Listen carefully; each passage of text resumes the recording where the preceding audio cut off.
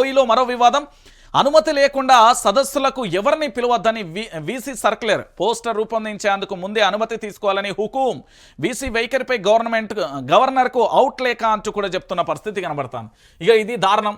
ఇక ఇప్పుడు Hyderabad central university అయిపోయింది కదా, ఇప్పుడు ఉస్మానియా యూనివర్సిటీ మీద పడ్డది. ఇక ఉస్మానియా యూనివర్సిటీ పరిస్థితి ఏంటంటే అతిథి దేవోభవ అంటాం కదా.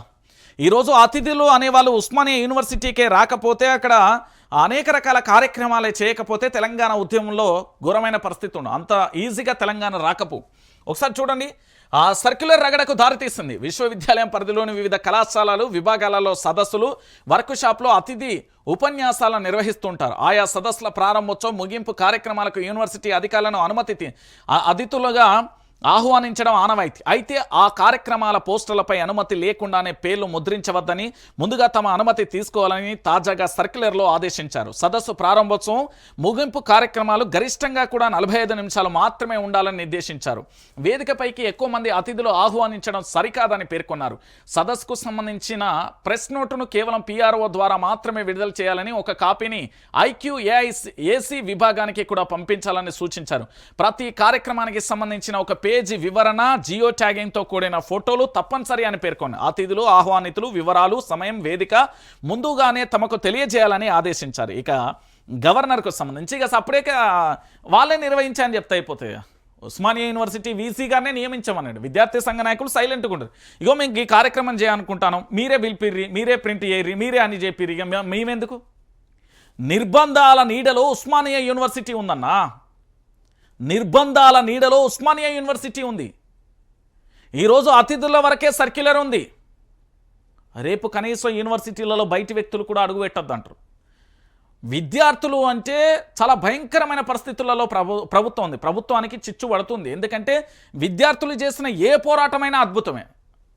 అది ఏ ఆర్గనైజేషన్ కావచ్చు. విద్యార్థి నాయకులైనా విద్యార్థులైనా అమోఘం వాళ్ళ పాత్ర. ఈరోజు వీళ్ళు ఏం చేసిళ్ళు?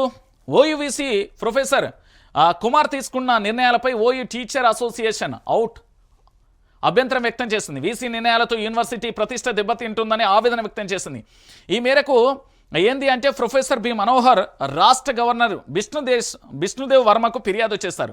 యూనివర్సిటీ అధ్యాపకులను వీసీ తీవ్రంగా వేధిస్తున్నారని ఆరోపించారు. యూనివర్సిటీలలో పరిణామాలపై ఛాన్సలర్ జోక్యం చేసుకోవాలని కోరారు. ఇప్పటికైనా గవర్నర్కు లేఖ రాసిన ప్రతినిధులు 2-3 రోజులలో ఆయన నేరుగా కలిసి పూర్తి స్థాయిలో కూడా సమాచారం ఇవ్వనున్నట్లుగా తెలుస్తున్న పరిస్థితి కనబడుతుంది.